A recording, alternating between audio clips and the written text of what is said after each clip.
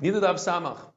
As we learned, if a woman finds a kesem, a stain, since it's only midrabanan, she could be toila. She could attribute the dam to someone else. So if she lent her beged to a goya, she could attribute the dam to the goya. Rab says that's only a goya who's seen dam in the past. Reb Meir says it's a goya that could possibly see, she's in the age that she could possibly, even though she's never seen dam before. Very fundamental machlokes.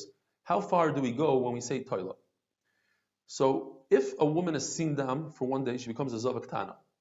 On that day that she's seen dam, according to everybody, we could attribute the dam to her. She already seen dam, so it makes sense that the dam that we find in the beged is hers and not the owner of the clothing.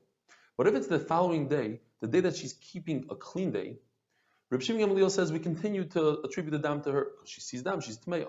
Rebbe says that's not fair, because by you attributing the dam to her, now you're adding another day to her tumah. You're changing her status. You can't do that. So what happens? She becomes tmeya for an additional day, and so does the owner of the clothing. They both are tamei because we have no way to attribute the dam to anyone specifically, and therefore misafik they're both tamei. There's a very similar case when you have two pathways, A and B, and you have two people, Reuven and Shimon. Reuven touched the dead, and he's tmei meis, and he's in the middle of keeping his shiva nekiyim. Reuven walked on path A, Shimon walked on path B. L'chayra says Rav Chizda, this is the same machlokes that we just mentioned. Do we attribute the tumah to Reuven? Let him take all the blame. He's tamei anyways. Rabbi says no, you can't do that, because by saying that Reuven is tamei, now he becomes tamei for additional days. Depending how many days into his counting, he has to restart, and therefore you're changing his status. According to Rabbi Yosef Rabbi Chanina, according to everybody will agree in this case by two shvilim that the person that's tamei remains tamei, and the person that's tar remains tar. Rabbi Yehuda Bar Levi says that you don't attribute a kesem to a kesem. In other words, if a woman lent her garment to another woman and that woman has a kesem, she has a stain, and she's keeping tumah anyways, you cannot attribute the kesem that you find on your clothing to her. Why is it different than our sugya? Because a kesem, we have no idea where it came from. It's possible it came from the woman that borrowed the clothing. It's possible that it came from the woman that owns the clothing. And it's possible perhaps it came from a different source completely. Whereas a shemeres yom, a zava, we know that she's tmeya. She had dam, so she's certainly tamei. We have a contradiction in the Brisa. On the one hand, the Brisa says you're not toila a kesem in somebody else's kesem, and the Sefer says you are. There's 4 ways to answer this.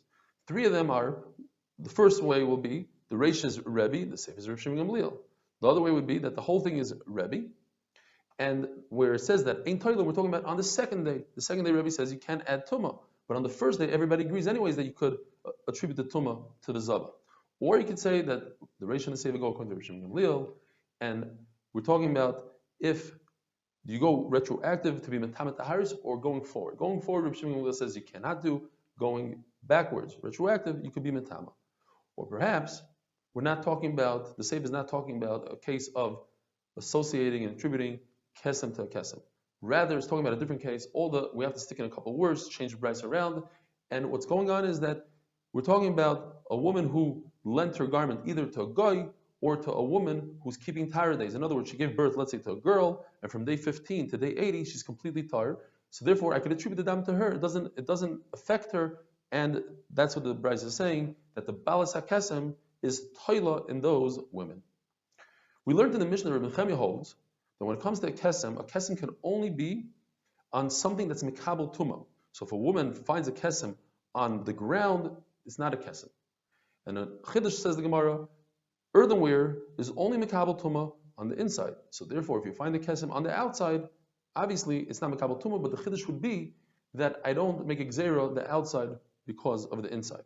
And the same thing would apply to a piece of cloth that's less than 3 fingers by 3 fingers. If you find the kesem on that, it's not tamei. The Gemara paskins the halacha like Reb Nechemia, although the father of Reb Nachman says that Chachamim argue with Reb Nechemia, and they say that even in a situation where they found the kesem on an olive leaf, they said that it's tamei, and an olive leaf is not mikabel tumah. The Gemara brings a brisa where the only one that argues on Reb Nechemia is a Yachid, Reb Yaakov, and in fact Chachamim paskin like Reb Nechemia. 2 women who were turning the mill. There's an outer woman and an inner woman, and they find dam underneath the inner woman. The Gemara says that the outer woman by putting pressure on the middle, she's eventually going to end up in the inner woman's territory, and therefore we could associate the dam to her. Whereas the inner woman never makes it to the outer woman's area, and therefore, if we find dam under the outer woman, then only the outer woman's tummy and not the inner woman. If you have 3 women sleeping in one bed, and that's the same thing that we're going to have tomorrow in the Mishnah.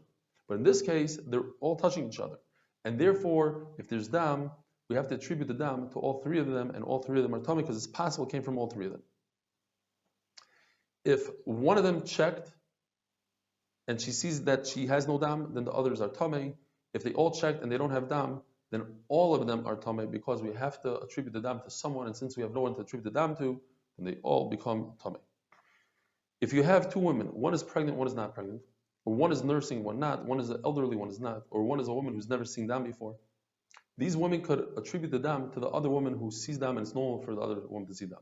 But if let's say both of them are pregnant, and it's not normal for either of them to see dam, now we have no one to attribute the dam to, and now we go back to the old halacha. If you have no one to attribute the dam to, then both of them are tmeos.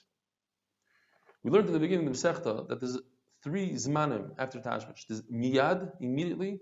The woman does a bdika, the man does a bdika. There's the amount of time that it takes to get off the bed and clean up. And then there's after that. Says the Gemara, if it's miyad, so then certainly the husband was boil and niddah, he's chayav chatos, and he's tummy 7 days.